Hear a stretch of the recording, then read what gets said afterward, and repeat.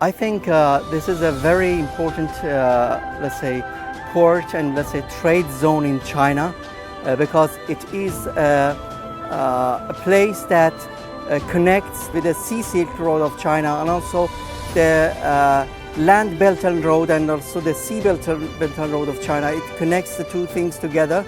and every day I think 100 tons of different goods from here goes to different countries, to ASEAN countries, to Central Asian countries, and that's why I think this port has got a very key role in trade and also in economy of China and also in the trade and economy of the world.